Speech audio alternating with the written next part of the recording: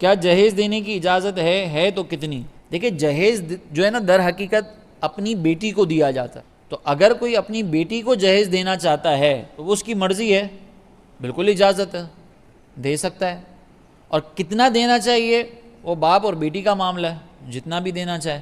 اب سوال یہ ہے کہ کیا سوال یہ نہیں ہے کہ جہیز دینا چاہیے یا جہیز جو ہے وہ دینے کی اجازت ہے یا نہیں، سوال یہ ہونا چاہیے کہ جہیز مانگنے کی اجازت ہے یا نہیں۔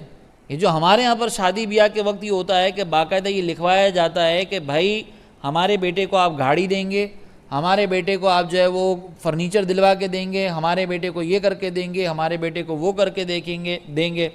تو یہ ساری چیزیں ناجائز ہیں، ٹھیک ہے نا۔ مطالبہ نہیں کر سکتے، مطالبہ یہ ممنوع ہے۔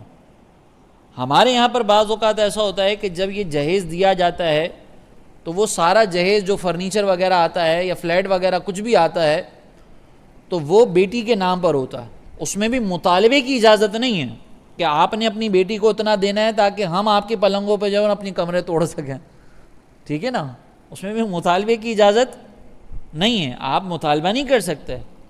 عرف کے اعتبار سے اگر کوئی دے رہا ہے ٹھیک ہے، اور اگر بالفرض نہیں دیا تو اس کو یہ طعنہ بھی نہیں دے سکتے کہ یار آپ نے تو اپنی بیٹی کو عرف کے مطابق بھی جہیز نہیں دیا، یہ تو بس چادر اور مسلح اٹھا کر آ گئی ہمارے گھر میں، اور پھر ساری زندگی اس بیٹی کا جینا گھر میں دشوار کر دیا جائے، یہ سارے کام گناہ ہیں۔ اگر کوئی دینا چاہے اپنی اولاد کو اپنی مرضی سے جو دینا چاہے جتنا دینا چاہے وہ دے سکتا ہے۔